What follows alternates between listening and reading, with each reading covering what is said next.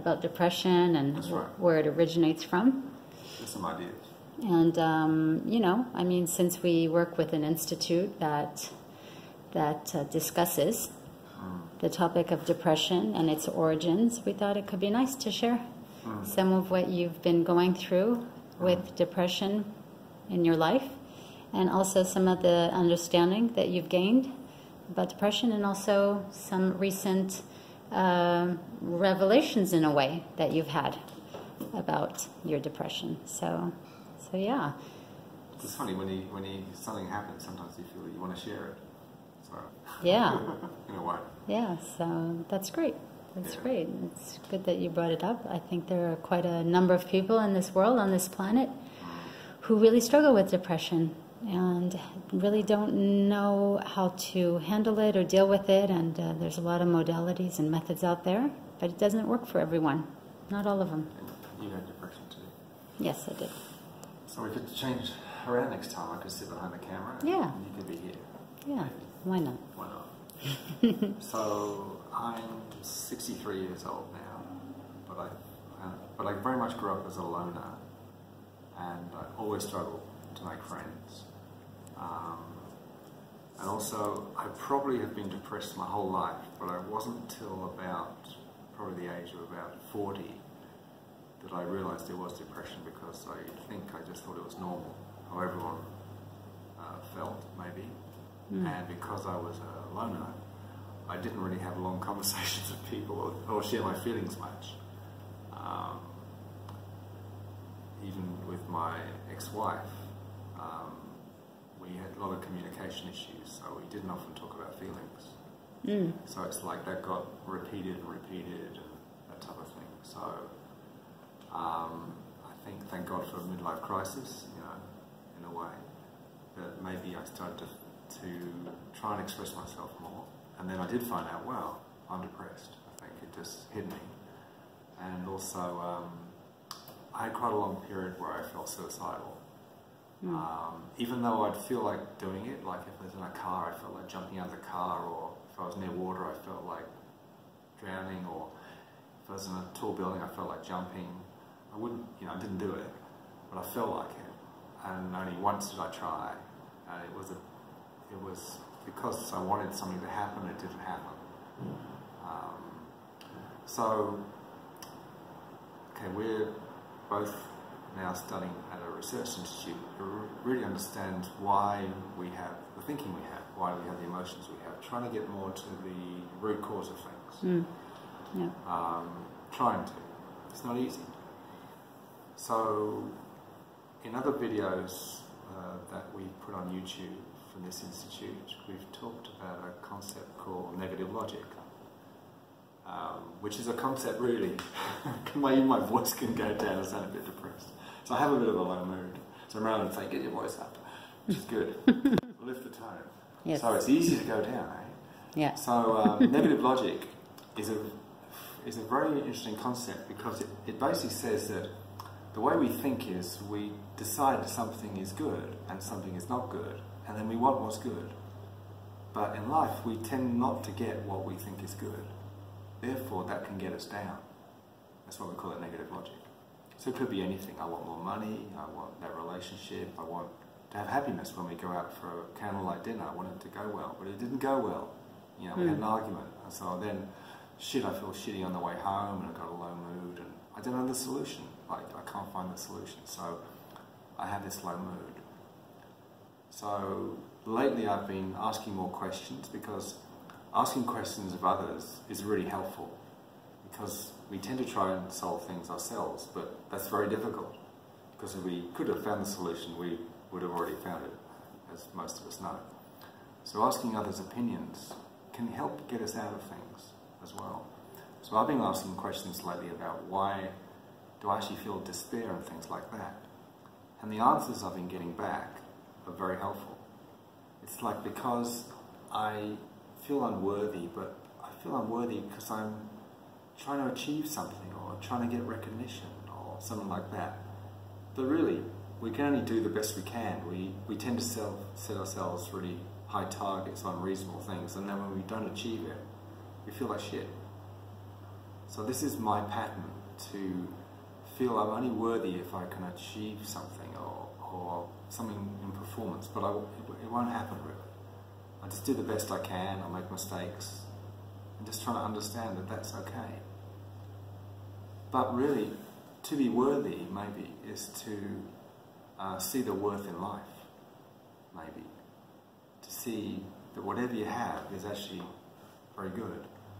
So like appreciation? Yeah, it's appreciation, so it's a little thing. So I've been trying to concentrate more on this. It takes myself out of me, which is part of my depression, into focusing outside of me. So it's like, okay, now I can see, for instance, I can see some furniture here, I can see the TV. And wow, it's nice. It's nice furniture, it's a nice TV. Appreciate it. Wow, if I didn't have that type of TV, I couldn't see movies. Yeah. You know, I couldn't have fun. So just everything around you, every person around you, you can appreciate. You can try. So this helps me get out of feeling I'm not good or I'm not worthy. It helps me see the worth in other things.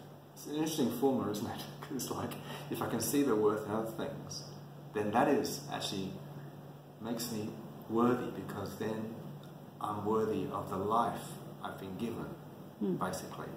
I'm worthy of everything that happens.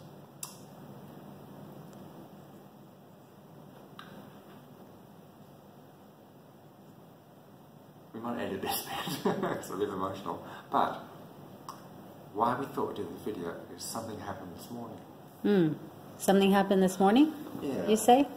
I'm trying to say it. Something happened this morning. So yesterday, 4 of us have been talking about basically how often we feel pretty shitty sometimes in the morning. When we first get up in the morning? Even before we get up, we're lying in bed. Yeah. Could be. Yeah. Or when we first get up, you're right. When you first wake up, you mean? When we first wake up, we feel shitty, but why? Yeah. And often people will be more depressed in the morning. Why? So probably people have talked about this a lot. So logically, something must happen at night, really, if you feel shitty in the morning, more shitty. Sure. Something's going on. So, as some of you know, this institute studies the energy effect of things.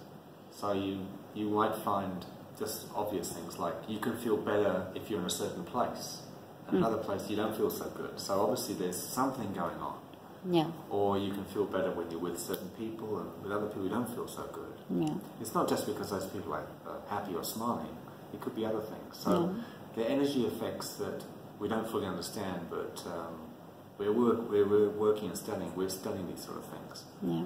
So we looked at, well, what can you do in the morning or during the night so the energy effect isn't so great. So last night I tried something that this institute has been recommending we try for a while. It's don't sleep flat, because it seems when we sleep flat, for some reason, we're more susceptible to take in any so-called negative energy from where we are, the land or whatever. So I tried it last night. I put 2 pillows behind me, Marilyne lent me one, and I slept at an incline. So it's very interesting what happened. This morning I woke up, I actually felt negative. But then I was able to change my thinking within about 20 minutes. Where normally it could have taken like 2, 3, 4 hours to do. So it's much quicker. So what happened was, I had some thinking I hadn't had before. So this is what I wanted to share with you. So the thinking was, I get emotional, I go down. The thinking was that I felt my depression when I woke up. And then I started to think, well, why am I depressed? You know, what's the logic? What's the reason? And I thought, oh, it's my old problem. I could feel that certain things hadn't flowed so well lately, work-wise and things like that, a bit stuck.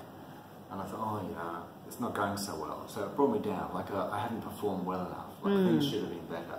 Okay, should have been a different way. Should have been a different outcome. So like an expectation? Expectation. In a way? Instead of realising things happen in a certain way, and that's the way they're supposed to happen. Yeah. Right, you can't really change that. Or also, like you said before, appreciating what something is or how something is going. That's right. Just appreciating what it's But you might be able to change your reaction to what happened, is what we're talking about. Yeah. So I just started to realize that, and then I started to feel a little bit better, that, I recognized my program. But then something quite, really for me, because it never happened before, quite remarkable happened, was that I started to actually appreciate my depression. Mm-hmm. So that might sound weird. Well. So it's a bit like saying to life, or saying to whatever you call it, the universe or God, like, okay, you've given me this to experience life.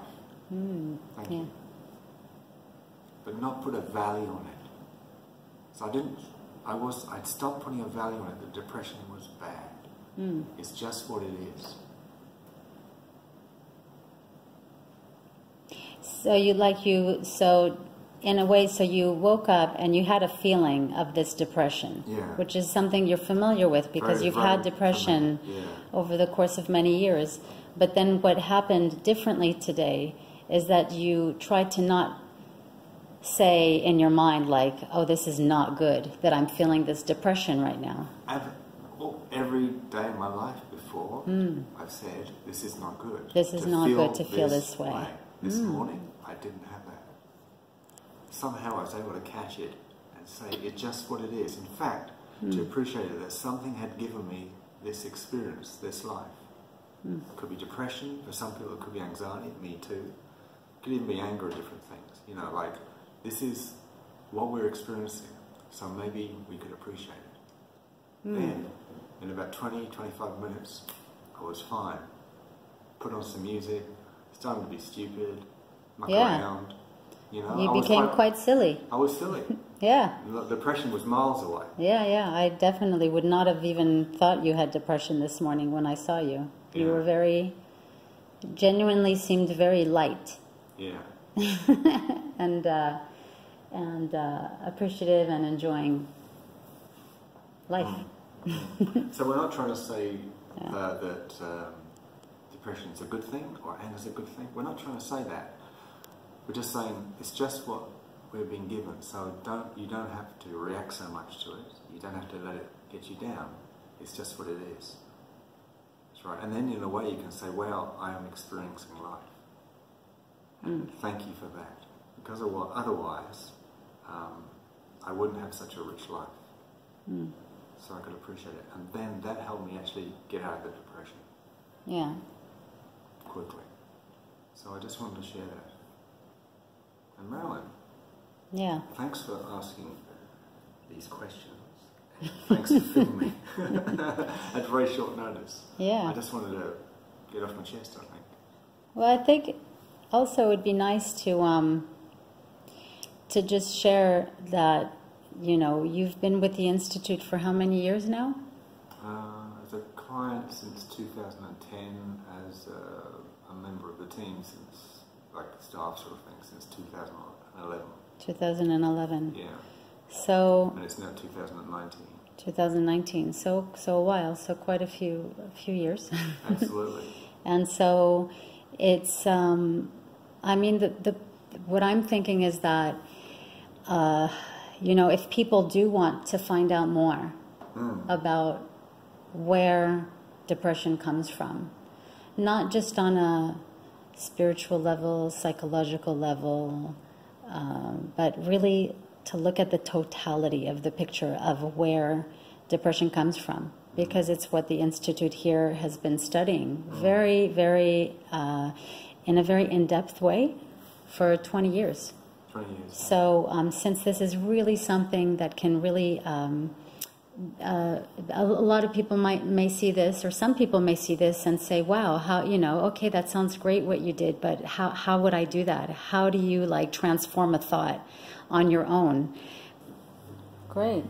Okay, and then if people are interested to find out more, you know, of course they can contact us and they can contact you and ask more questions, and you can definitely give, we can just some ideas, really. Give people, just send people more information. Like not at all. Something that might work. But, you know, if anyone out there is curious about different angles on depression and anxiety also, which is another big difficulty many people experience in this life, then, there's some information that we have that we can share, and that might be helpful. And the thing is that basically, everything's got a logic to it. really, if you can look